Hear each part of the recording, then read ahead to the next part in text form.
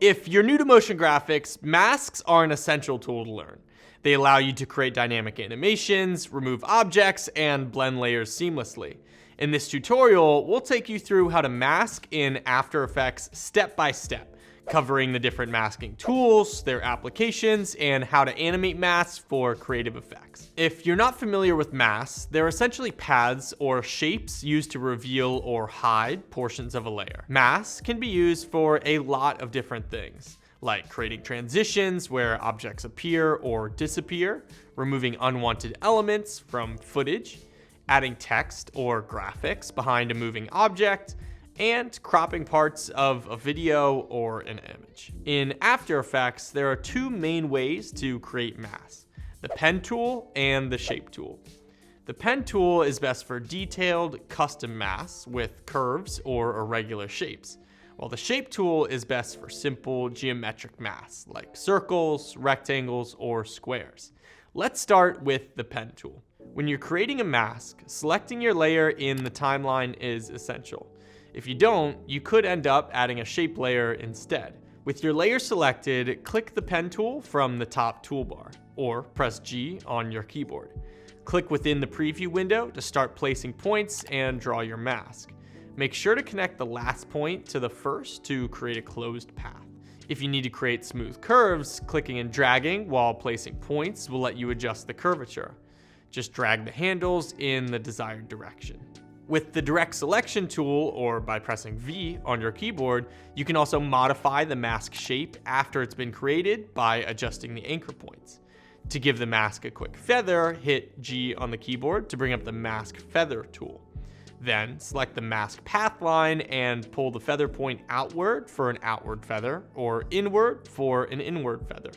If you need to adjust the mask further, you can add extra points where necessary, as long as the pen tool is still active. However, if you hold Control or Command if you're on a Mac and select a control point, it will delete that point.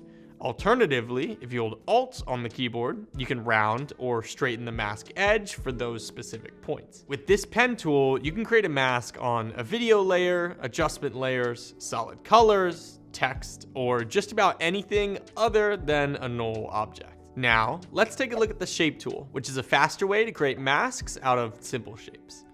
First, select your layer in the timeline and then click the shape tool, or press Q to cycle through shapes directly. Selecting a layer is important, otherwise you'll create a shape layer instead. You can tell if you don't have a layer selected, since you'll see a shape icon next to the cursor instead of a mask icon. Next, drag your mouse over the footage to create the shape. By default, the mask starts from a corner, but if you want it to start from the center, hold Control or Command if you're on a Mac while dragging. If you need a perfectly geometric shape, hold Shift while dragging as well. To refine the shape of your mask, select the mask path and drag the control points. All the adjustment options covered in the pen tool section also apply here. In fact, you can switch back to the pen tool at any time to add additional mask points if needed. Now that we've covered both methods of creating masks, you may be wondering how to know which one to use. If your object has complex edges, it's best to use the pen tool.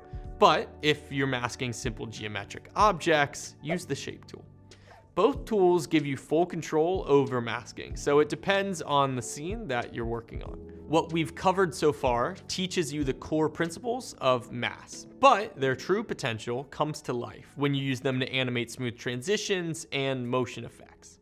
To add animation, first, select your mask in the timeline and open the mask path settings in this drop-down menu. Then, click the stopwatch icon to create a keyframe at the starting position. Move the playhead forward in time and adjust the mask position or shape. After Effects will animate the mask between the keyframes automatically. You can add multiple keyframes to control the speed of your animation. You can also ease transitions by right-clicking keyframes and selecting Easy Ease. Before we wrap up, let's cover one more important type of mask, the matte layer. Unlike traditional masks, a matte layer acts as a guide, instructing After Effects to hide or reveal parts of another layer. When a layer moves behind the matte layer, it becomes masked. To create a matte layer, deselect all layers in the timeline, then select the shape tool and draw a shape. Move the shape layer above your footage, and in the composition layers panel, select your image or video layer and change the track matte to shape layer 1. Depending on your setup, the track matte settings may not be visible.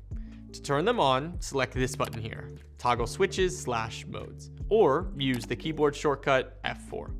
Now, you should see the track matte option, which can be adjusted using the drop-down menu.